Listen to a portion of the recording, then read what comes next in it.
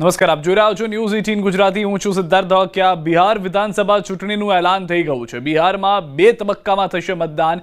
બિહારમાં 6 અને 11 નવેમ્બરે મતદાન છે. 14 નવેમ્બરે યોજાશે મતગણતરી. કુલ 243 બેઠકો પર 7.5 કરોડ મતદાતાઓ પોતાના મતાધિકારનો ઉપયોગ કરશે, જેમાંથી 14 લાખ લોકો પહેલીવાર મતદાન કરવાના છે. બિહાર વિધાનસભા ચૂંટણી પ્રક્રિયા 40 દિવસ સુધી ચાલશે. જે હાલમાં જાણકારી છે તે પ્રમાણે 6 નવેમ્બરે પહેલા તબક્કાનું મતદાન થશે. 243 બેઠકમાંથી પહેલો તબક્કો જે છે તે 6 તારીખે 6 નવેમ્બરે મતદાન કરશે. બાકી જે રહેલી બેઠકો છે તે 11મી તારીખે મતદાન કરશે. અને આ 2 તબક્કામાં મતદાન પૂર્ણ થયાના 3 દિવસ બાદ એટલે કે 11 તારીખે મતદાનનો બીજો તબક્કો પૂર્ણ થશે અને 14 નવેમ્બરે મતગણતરી કરવામાં આવશે, એટલે કે પરિણામ આવી જશે. તો જાહેરનામું પ્રસિદ્ધ 10 ઓક્ટોબર.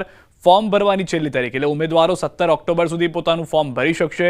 ફોર્મ ચકાસણીની તારીખ 18 ઓક્ટોબર નક્કી કરવામાં આવી છે અને ફોર્મ પરત ખેંચવાની છેલ્લી તારીખ જે છે તે 20 ઓક્ટોબર નક્કી કરવામાં આવી છે. 20 ઓક્ટોબરથી 6 નવેમ્બર એટલે કુલ 15 થી 16 દિવસનો સમય પહેલા તબક્કાના મતદારોને રીઝવવા માટે ઉમેદવારોને મળશે. અને ત્યારબાદ બીજો તબક્કો એટલે કે મતદાન જે 11 નવેમ્બરે થવાનું છે બીજા તબક્કાનું, તેમાં જાહેરનામું પ્રસિદ્ધની તારીખ 13 ઓક્ટોબર, ફોર્મ ભરવાની છેલ્લી તારીખ 20 ઓક્ટોબર, ફોર્મ ચકાસણીની છેલ્લી તારીખ 21 ઓક્ટોબર અને ફોર્મ પરત ખેંચવાની 23 ઓક્ટોબર જે છે તે તારીખ રાખવામાં આવી છે. એટલે કે અહીંયા પણ ઉમેદવારોને 15 થી 20 દિવસનો સમય મળશે કે જે પોતાના પરિણામને બદલવા માટેના પ્રયાસ કરી શકે છે.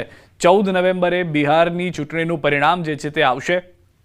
14 નવેમ્બરે એનડીએ વર્સિસ અત્યારના જે ઇન્ડિયા ગઠબંધન સામે ઊભું થયું છે તેને લઈને આ ચૂંટણી યોજાવાની છે. એનડીએ તરફથી સ્પષ્ટ કરી દેવામાં આવ્યું છે કે જે તમામ વાતો નીતિશ કુમારને લઈને છે તે સ્પષ્ટ છે કે એનડીએનો ચહેરો નીતિશ કુમાર હશે. પ્રધાનમંત્રી નરેન્દ્ર મોદીની આગેવાનીમાં આ ચૂંટણી ત્યાં આગળ લડાતી જોવા મળશે. પરંતુ ભાજપમાંથી તમામ ઉમેદવારો પણ એ સ્પષ્ટ કરી ચૂક્યા છે, જે નેતાઓ ચર્ચામાં હતા તે પણ સ્પષ્ટ કરી ચૂક્યા છે કે આ ચૂંટણી એનડીએ લડી રહ્યું છે તો તેમનો ચહેરો જે છે તે નીતિશ કુમાર હશે.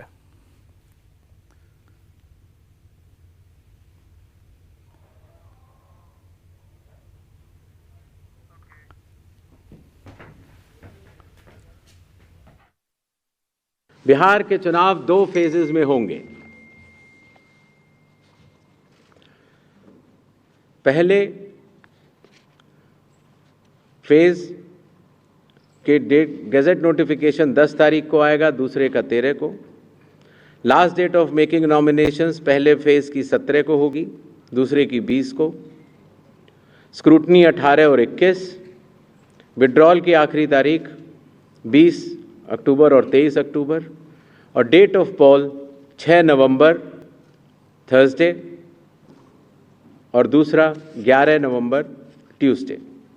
काउंटिंग 14 नवंबर को होगी और पूरी चुनावी प्रक्रिया 16 नवंबर तक समाप्त कर. અને સમાચાર ઉપર નજર કરીએ. શક્તિ વાવાઝોડું ગુજરાત તરફ આવતા નબળું પડશે, પરંતુ બનાસકાંઠા જિલ્લામાં અત્યારથી વરસાદી માહોલ છવાઈ ગયો છે. કાંકરેજ સહિત ઓગળ પંથકમાં વરસાદી ઝાપટા પડ્યા છે.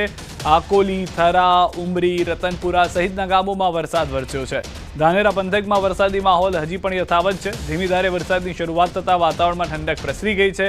ચિંતાની વાત ચોક્કસથી છે, વરસાદ જે છે તે હાલમાં જોવા મળી રહ્યો છે. બનાસકાંઠા જિલ્લામાં વરસાદી માહોલ જે છે તે ફરી એક વખત નજરે પડી રહ્યો છે. શક્તિ વાવાઝોડાની અસરના કારણે સૌરાષ્ટ્ર અને ઉત્તર ગુજરાતમાં વરસાદની આગાહી આ પહેલા જ હવામાન વિભાગ કહી ચૂક્યું છે. વધુ માહિતી ન્યૂઝ 18 સંવાદદાતા કિશોર પાસેથી મેળવીશું. શું સમગ્ર પંથકની પરિસ્થિતિ છે કિશોર? મહત્વની વાત કરીએ સિદ્ધાર્થ, તો જે રીતે શક્તિ વાવાઝોડાની અસર છે તે અસર પણ અત્યારે જે ઉત્તર ગુજરાતમાં જોવા મળી રહી છે. જિલ્લા મથક પાલનપુર સહિત બનાસકાંઠા જિલ્લાના અલગ અલગ વિસ્તારોમાં પણ વરસાદ વરસી રહ્યો છે. ખાસ કરીને પાલનપુર શહેરી વિસ્તારમાં પણ વરસાદ જોવા મળી રહ્યો છે. તે ઉપરાંત ધાનેરા, ડીસા તરફ પણ વરસાદ માહોલ અત્યારે જોવા મળી રહ્યો છે. તે ઉપરાંત વાવ થરાદ કરીએ તો વાવ થરાદ જિલ્લાના પણ કેટલાક જે વિસ્તારો છે તે વિસ્તારોની અંદર પણ વરસાદ જોવા મળી રહ્યો છે. આમ જે શક્તિ વાવાઝોડાની અસર છે તે અસર બનાસકાંઠા અને વાવ થરાદ જિલ્લામાં પણ ક્યાંક ને ક્યાંક જોવા મળી રહી છે. સિદ્ધાર્થ, આભાર સમગ્ર માહિતી બદલ કિશોર. વર્ગ 4ના કર્મચારીઓને સરકાર આપશે બોનસ. રાજ્ય સરકાર વર્ગ 4ના કર્મચારીઓને દિવાળીની ભેટ. કર્મચારીઓને ₹7,000ની મર્યાદામાં અપાશે બોનસ. વર્ગ 4ના અંદાજે 16,921 કર્મચારીઓને મળશે આ લાભ. હમણાં જે જાણકારી મળી રહી છે તે પ્રમાણે વર્ગ 4ના જેટલા પણ કર્મચારીઓ જે સરકારી એ તમામ સરકારી કર્મચારીઓને બોનસનો લાભ આપવામાં આવશે. રાજકોટથી સમાચાર. કાર ચલાવતા બાળકનો વિડીયો વાયરલ થયો છે. જાગૃત નાગરિકે વિડીયો બનાવી શેર કર્યો છે. રાજકોટના રૈયા રોડ પરનો આ વિડીયો હોવાનું સામે આવ્યું છે. સ્ટીયરિંગ પર ઊભા કાર ચલાવતો હોવાનું નજરે પડ્યું છે. કારમાં બાળકની પાસે વૃદ્ધ પણ બેઠા હોવાનું નજરે પડ્યું છે. ન્યૂઝ 18 ગુજરાતી વાયરલ વિડીયોની પુષ્ટિ નથી કરતું, પરંતુ કહેવામાં આવી રહ્યું છે કે આ રાજકોટનો જ વિડીયો છે અને રાજકોટના રૈયા રોડ વિસ્તારની અંદરનો આ વિડીયો છે કે જેમાં એક જાગૃત નાગરિક તરફથી આ વિડીયો શૂટ કરવામાં આવ્યો છે. એક બાળક જે છે તે ગાડી ચલાવી રહ્યા હતા. કાર ચલાવવાનું બાળક અન્ય લોકોના જીવ જોખમમાં મૂકવા કેટલું યોગ્ય છે? ન્યૂઝ 18 ગુજરાતીના સવાલ છે, કારણ કે શોખમાં બાળકને તમે ગાડી તો ચલાવવા આપી, પરંતુ બાળકના હાથમાં સ્ટીયરિંગ આપવું કેટલું યોગ્ય છે? અન્ય લોકોના જીવને જોખમમાં મૂકવામાં આવ્યા છે, તેનું શું પોલીસ કાર્યવાહી કરશે? કારણ કે પોલીસને હજી આ ઘટના વિશે ખ્યાલ છે કે કેમ, એ પણ એક સવાલ અહીંયા આગળ ઊભો થઈ રહ્યો છે. અન્ય લોકોના જીવ જોખમમાં મુકાઈ ગયા છે. આ તમામની વચ્ચે વધુ માહિતી ન્યૂઝ 18 સંવાદદાતા અંકિત પાસેથી મેળવીશું. અંકિત, સમગ્ર ઘટના શું ઘટી હતી જે વિડીયો વાયરલ થયો છે? બધું શું જાણકારી છે વિડીયોને લઈને? ચોક્કસ સિદ્ધાર્થ, ખાસ કરીને વાત કરવામાં તો રાજકોટ શહેર પોલીસ કમિશનરેટ એરિયાની અંદર દિન પ્રતિદિન ફેટલના બનાવ છે તેમાં સતત વધારો છે તે જોવા મળી રહ્યો છે. ત્યારે ખાસ કરીને જે વિડીયો સામે આવ્યો છે તે વિડીયો રાજકોટ શહેરના ગાંધીગ્રામ પોલીસ સ્ટેશન વિસ્તારમાં જે રૈયા રોડ છે ત્યાંનું હોવાનું છે તે સામે આવ્યું છે. સમગ્ર મામલે જોઈ શકાય છે કે સુઝુકી કંપનીની જે 7851 નંબરની કાર છે, આ કારની જે ડ્રાઇવિંગ સીટ ઉપર એક બાળક બેઠો હોય છે અને આ બાળક છે તે કાર ચલાવતો હોવાનો વિડીયો છે તે પ્રત્યક્ષદર્શીએ પોતાના મોબાઈલ ફોનની અંદર કેદ કર્યો છે ને ત્યારબાદ આ સમગ્ર મામલાનો વિડીયો છે તે વાયરલ થયો છે. ત્યારે સમગ્ર મામલાનો વિડીયો જ્યારે મીડિયાની અંદર પ્રકાશિત થયો છે ત્યારે રાજકોટ શહેર પોલીસ દ્વારા જે 7851 નંબરની જે કાર છે તે કાર માલિકનું એડ્રેસ સહિતની વિગત છે તે મેળવવામાં આવી છે ને ત્યારે પોલીસ દ્વારા હાલ અત્યારે સમગ્ર મામલે તપાસ છે તે હાથ ધરવામાં આવી છે. જે પ્રકારે વિડીયો સામે આવ્યો છે સ્પષ્ટપણે જોઈ શકાય છે કે અંકિતે જે રીતે જણાવ્યું તે પ્રમાણે પોલીસ તપાસમાં જોતરાય છે. બાળકને શોધવા, વૃદ્ધને શોધવાની તપાસ કરવામાં આવી રહી છે. ગુજરાત પોલીસને લઈને સૌથી મોટા સમાચાર. અમદાવાદ ટ્રાફિક પોલીસનું વધુ એક કૌભાંડ સામે આવ્યું છે. પોલીસ કર્મીનું નામ ખુલ્યું છે ડ્રગ્સ રેકેટમાં. ડ્રગ્સ રેકેટમાં નામ ખુલતા ધરપકડ થઈ છે. એસઓજી દ્વારા 500 ગ્રામ હાઇબ્રિડ ગાંજા સાથે ધરપકડ કરવામાં આવી છે. ગાંજો સહદેવસિંહ નામના પોલીસ દ્વારા આપવામાં આવેલ નામ ખુલતા ટ્રાફિક પોલીસની ધરપકડ કરાઈ છે. દારૂ તોડકાંડમાં વધુ એક રેકેટ ટ્રાફિક પોલીસનું આવ્યું છે. ટ્રાફિક પોલીસ જવાન સહદેવસિંહ ચૌહાણના હાઇબ્રિડ ગાંજા કેસમાં થયા ચોંકાવનારા ખુલાસા. પોલીસ કર્મી સહદેવ હાઇબ્રિડ ગાંજો થાઇલેન્ડથી લાવ્યો હોવાની સંભાવના. પાસપોર્ટમાં થાઇલેન્ડનો પ્રવાસ કર્યાની એન્ટ્રી મળી છે. વધુ માહિતી ન્યૂઝ 18 સંવાદદાતા નવીન પાસેથી મેળવીશું. નવીન, જે રીતની તપાસ થઈ રહી હતી, 2 વ્યક્તિને પકડવામાં આવ્યા, ત્યારબાદ પોલીસનું નામ ખુલ્યું, હજી પણ તપાસ છે, થાઇલેન્ડ કનેક્શન જોવા મળી રહ્યું છે, શું સમગ્ર ઘટનાની જાણકારી?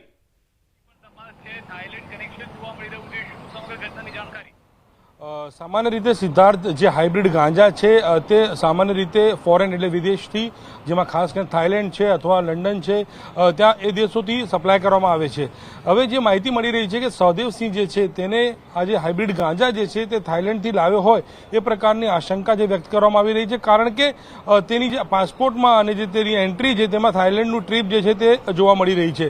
જે 2 વ્યક્તિઓ આ પકડાયા હતા, જે રખિયાલ વિસ્તારમાંથી આ 50 લાખનું જે ગાંજો પકડાયો હતો, આ બંને વ્યક્તિઓ માત્ર ફંટરિયા હોય એટલે કહી શકાય કે તેના માટે કામ કરતા હોય નાનું મોટું એ સામે આવી રહ્યું છે. જેથી જે આ વ્યક્તિ છે સહદેવસિંહ ચૌહાણ, જે હાલ જેલમાં છે, જે રિમાન્ડ ઉપર હતો, રિમાન્ડ પૂરા થયા બાદ તેને જેલ કસ્ટડી મોકલવામાં આવી છે. તો તેની તપાસ જે છે તેમાં ક્યાંક ને ક્યાંક એ પણ સામે આવ્યું છે કે આને જે રીતે વિદેશ પ્રવાસ કર્યો હતો તો વિદેશથી આ જે હાઇબ્રિડ ગાંજા છે તે લઈને આવ્યો હોય અને વેચવાના ફિરાકમાં હોય એ પ્રકારની માહિતી સામે આવી રહી છે. જો કે તે સિવાય તેની સાથે કોઈ બીજા જોડાયેલા છે, આ ગાંજા કોણે આપવાના હતા તપાસનો વિષય છે, પરંતુ ક્યાંક ને ક્યાંક વાત કરીએ તો ખૂબ જ ગંભીર બાબત એટલા માટે છે કારણ કે પોલીસ જો આ પ્રકારનું કામ કરશે તો ક્યાંક ને ક્યાંક સવાલ જે છે ઊભો થાય છે. ટ્રાફિક પોલીસની વાત કરીએ તો છેલ્લા 1 મહિનાની અંદર આવો ત્રીજો કિસ્સો સામે આવ્યો છે, જેમાં એક તો ચાંદખેડાની અંદર 2 દારૂની બોટલમાં એક વેપારી પાસેથી તોડ કરવામાં આવ્યો હતો. ત્યારબાદ નિકોલની અંદર પણ એક વેપારી હતા, તેમના મોબાઈલમાં સટ્ટા જે એપ્લિકેશન છે તેના નામે તોડ કરવામાં આવ્યો છે 4.5 લાખ જેવું. અને હવે જે છે તે ટ્રાફિક પોલીસનું જે તે ડ્રગમાં નામ આવ્યું છે તો ખૂબ જ મોટો અને ચિંતાનો વિષય છે, કારણ કે સરકાર સરકાર જે છે ખુદ આ ડ્રગ માફિયાની કબર તોડવા માંગે છે, ત્યારે આવા પોલીસકર્મી, કેટલાક પોલીસકર્મીઓ ના કારણે તમામ લોકોને ક્યાંક ને ક્યાંક નીચે જોવાનો વારો આવતો હોય છે.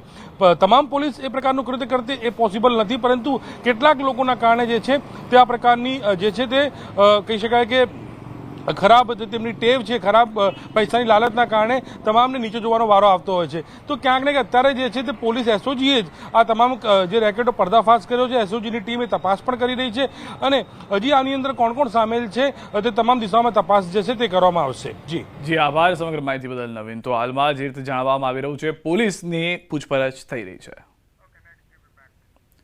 આ તરફ અમદાવાદ એસઓજીએ 10 લાખના એમડી ડ્રગ્સ સાથે 2 આરોપીની ધરપકડ કરી. મધ્યપ્રદેશથી ડ્રગ્સ લાવી નશાનો શોખ પૂરો કરતા હતા. મહત્વનું છે કે આરોપી નશો કરવા માટે મોબાઈલ ચોરી કરતો હતો અને તે વેચી નશો કરતો હતો. આરોપી વિરુદ્ધ અમદાવાદમાં મોબાઈલ ચોરી સહિત 44 જેટલા ગુના નોંધાયેલા હોવાનું જાણવા મળ્યું છે. 10 લાખના ડ્રગ્સ સાથે 2 આરોપી ચિરાગ અલી શેખ અને એજાઝ મિયા અરબ પોલીસ સકંજામાં આવી ગયા છે. બંને આરોપી ડ્રગ્સ લેવા માટે અમદાવાદથી મધ્યપ્રદેશના મંદસોર ખાતે ગયા હતા, જ્યાંથી ડ્રગ્સ લઈ પરત આવતા પોલીસને બાતમી મળતા બંનેની ધરપકડ કરી દેવામાં આવી. બસમાંથી જ ધરપકડ થઈ હોવાની જાણકારી છે. કોઈને શંકા ન જાય તે માટે આરોપી ચિરાગ તેની પાસે પોતાની પ્રેમિકાને પણ લઈને ગયો હતો. જોકે પ્રેમિકા ડ્રગ્સ લઈને પરત આવવાના છે તે વાતથી અજાણ હતી.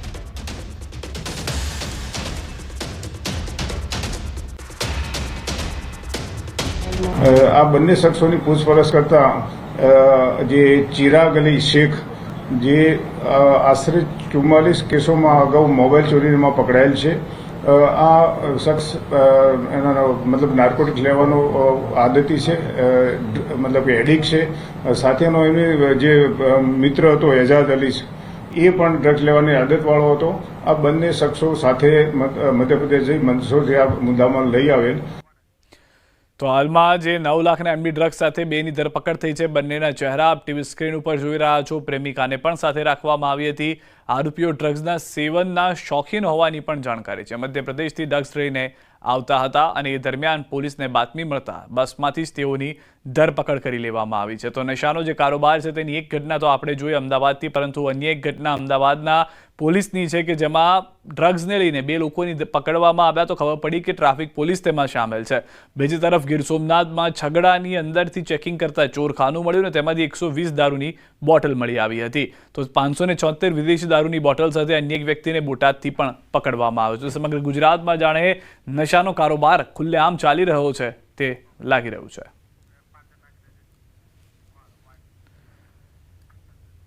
તો પાટણથી સમાચાર. રાધનપુરમાં અકસ્માતના મામલે અકસ્માતમાં 5 લોકોના થયા છે મોત. અકસ્માત મામલે ગામ લોકોમાં રોષ છે. NHAIની બેદરકારીના કારણે અકસ્માતનો આરોપ છે. મોટી પીપળીના ગ્રામજનોએ આપ્યું છે આવેદનપત્ર.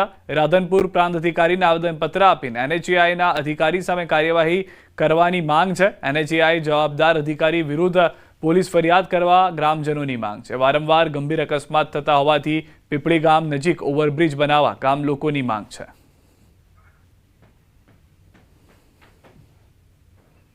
કારણ કે અધિકારીઓ અને કોન્ટ્રાક્ટરોની મિલીભગત છે, અધિકારીઓની બેદરકારી છે. એટલે અને રાધનપુર અને અમે શહેરની પણ વાત કરીએ કે શહેરની અંદર તમે જો પિંડારિયા સાહેબના દવાખાના જોડે વર્ષોથી ખાડા છે. અનેક રજૂઆતો કરવા છતાં પણ આ અધિકારીઓ આ ખાડા કાન કરે છે. માંગ છે અને ઉગ્ર આંદોલન આજુબાજુના 42 ગામના લોકો મળી અને ઉગ્ર આંદોલન કરશું. ઉપવાસ ઉપર બેસવું પડે તો પણ બેસવાની અમારી બધાની તૈયારી છે.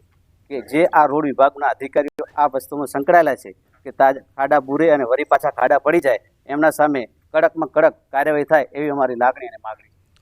જૂનાગઢમાં હની ટ્રેપનો એક સનસનીખેજ કિસ્સો સામે આવ્યો છે. એક નિવૃત્ત રેન્જ ફોરેસ્ટ ઓફિસર હની ટ્રેપનો શિકાર બન્યા છે. ઘટનાની વાત કરીએ તો નિવૃત્ત RFOને 1 વર્ષ પહેલા ફેસબુક પર યુવતીની ફ્રેન્ડ રિક્વેસ્ટ આવી હતી, જે સ્વીકાર્યા બાદ બંને વચ્ચે વોટ્સએપ પર ચેટિંગ શરૂ થયું. 40 લાખની પરસોત્તમભાઈ પાસે ખંડણી માંગવામાં આવેલ હતી.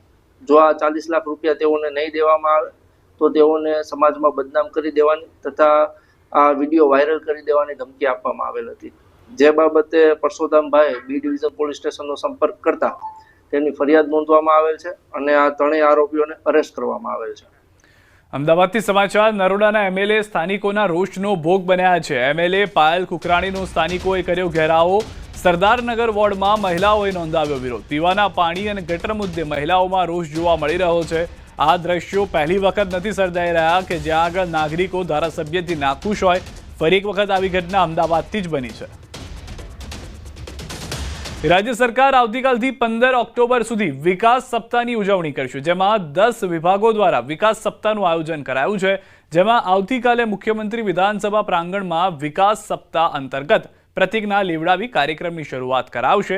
સાથે 34 જિલ્લામાં શાળા, કોલેજો, સરકારી કચેરીમાં વિકાસ સપ્તાહ અંતર્ગત કાર્યક્રમો યોજાશે. ઉપરાંત રિવરફ્રન્ટ સહિત 50 સ્થળો પર કાર્યક્રમો યોજાશે, જેમાં 1 કરોડ કરતાં વધારે પત્રો દ્વારા લોકોના પ્રતિભાવો મળ્યા છે. 7 ઓક્ટોબર 2001ના રોજ નરેન્દ્ર મોદીએ ગુજરાતના મુખ્યમંત્રી તરીકેનો કાર્યભાર સંભાળ્યો હતો અને 22 વર્ષની રાજકીય કારકિર્દીમાં મોદીએ લીધેલા ક્રાંતિકારી નિર્ણયો આજે જન અભિયાન બની ગયા છે. આદરણીય પ્રધાનમંત્રી મોદી સાહેબે 2001 7 ઓક્ટોબરના દિવસે મુખ્યમંત્રી તરીકેનો કાર્યભાર સંભાળ્યો અને આ 7 ઓક્ટોબર એટલે કે આવતીકાલે એને 24 વર્ષ પૂરા થઈને 25મા વર્ષમાં પ્રવેશ થશે. ત્યારે એ સમગ્ર ઘટનાઓ 2014 સુધી અને 2014થી 2025 7 ઓક્ટોબર સુધીમાં બંને યાત્રાઓના આપણે પ્રવાસી રહ્યા છીએ. ત્યારે સ્વાભાવિક છે કે ગુજરાત, ગુજરાતીઓ અને ગુજરાત સરકાર આ તમામે ભેગા થઈને નક્કી કર્યું છે કે આપણે આ વિકાસ સપ્તાહ જુદા જુદા વિભાગોના જુદા જુદા વિષયો સાથે જે એચિવમેન્ટ્સ મળ્યા હોય એને યાદ કરીએ, જે એચિવમેન્ટ્સના કગારે આપણે પહોંચ્યા હોય એના લાભ આપવાનું કરીએ. લગભગ 10 જેટલા વિભાગો દ્વારા આખી વિકાસ સપ્તાહનું આયોજન થયું છે અને એ વિકાસ સપ્તાહનું જે આયોજન થયું છે એમાં આપણે 7 ઓક્ટોબરથી લઈ અને 15 ઓક્ટોબર સુધી આ યાત્રા ચાલશે. યાત્રાધામ અંબાજી ખાતે આસો સુદની 2 પૂનમ માનવામાં આવશે. દૂધ પૌવાનો ભોગ માતાજીને આજે ચડાવવામાં આવશે. ચાચર ચોકમાં શરદ પૂનમના ગરબાનો કાર્યક્રમ યોજી રાત્રે 12 કલાકે દૂધ પૌવાનો ભોગ ધરાવાશે. સાથે જ રાત્રે 12 કલાકે કપૂર આરતી કરવામાં આવશે. જ્યારે વ્રતની પૂનમ 7 ઓક્ટોબરે ગણવામાં આવશે. તિથિમાં ક્ષય તથા શરદ પૂનમ 2 ભાગમાં વહેંચાઈ છે. 8 ઓક્ટોબરથી આરતી તથા દર્શનનો સમય રાબેતા મુજબ રહેશે.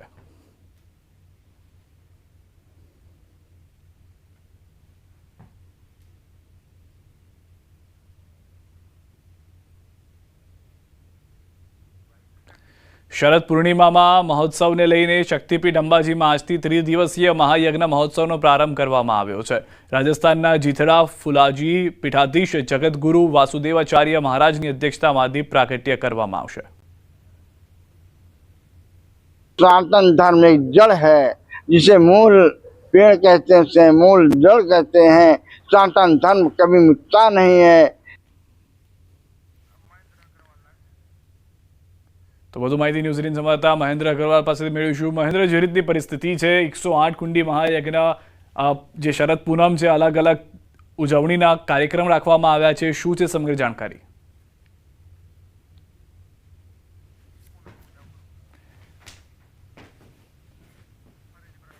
મહેન્દ્ર, અવાજ આવી રહ્યો છે. પૂનમની જે પૂજા છે, અલગ અલગ કાર્યક્રમ છે, શું બધું જાણકારી? બિલકુલ સિદ્ધાર્થ, આપને બતાવી દઉં કે જે રીતે આજે છે પૂર્ણિમા છે, આજે પણ પૂર્ણિમા છે અને આવતીકાલે પણ પૂર્ણિમા છે. પૂર્ણિમા 2 ભાગમાં વહેંચાઈ છે અને આજે જે પૂર્ણિમાને લઈને જે અંબાજી જીએમડીસી મેદાનમાં આપને બતાવવા માંગીશ કે અંબાજીના જીએમડીસી ના મેદાનમાં છે 3 દિવસીય ગુરુ પૂર્ણિમા મહોત્સવનો પ્રારંભ થયો છે અને 108 કુંડી હવનનો પણ અહીંયા પ્રારંભ થયો છે. અને ચોક્કસપણે બતાવીશું કે આજે રીતે તિથિ 2 ભાગમાં વહેંચાઈ છે તેને લઈને પણ આજે શરદ પૂર્ણિમા છે અને શરદ પૂર્ણિમાને લઈ અંબાજી મંદિરમાં રાત્રિના 12 કલાકે દૂધ પૌવાનો કાર્યક્રમ યોજવામાં આવ્યો છે અને રાત્રિના 12 કલાકે છે દૂધ પૌવા ધરાવી અને કપૂર આરતી કરવામાં આવશે. એટલું જ નહીં, આવતીકાલે પણ પાછી શરદ પૂર્ણિમા છે અને શરદ પૂર્ણિમા આવતીકાલને લઈ જે છે વહેલી સવારે રાત્રે 6 વાગે કરવામાં આવશે. અને અંબાજી ખાતે પણ આજે જે ગુરુ પૂર્ણિમા મહોત્સવનો જે પ્રારંભ થયો છે તેને લઈને જે પણ 108 કુંડી યજ્ઞ જે છે મહાયજ્ઞ મહોત્સવનો પણ પ્રારંભ થયો છે, જેના અંદર પણ જગતગુરુ શંકરાચાર્ય છે, વિવિધ મહાનુભાવો આજે ઉપસ્થિત રહી અને હોમ હવનનો પણ પ્રારંભ કરાવ્યો છે. સિદ્ધાર્થ, આભાર સમગ્ર માહિતી બદલ મહેન્દ્ર. તો હાલમાં જે તૈયારીઓ છે તે જોવા મળી રહી છે. દિવાળીના પર્વને લઈને આજ ત્યાં ઉજવણીનો જે માહોલ છે તે પણ આપણે જોયું ને અંબાજીની અંદર, પણ તેને લઈને તૈયારીઓ ચાલી રહી છે. સમાચારોમાં અત્યારે બસ આટલું જ. આપ જોતા રહો ન્યૂઝ 18 ગુજરાતી.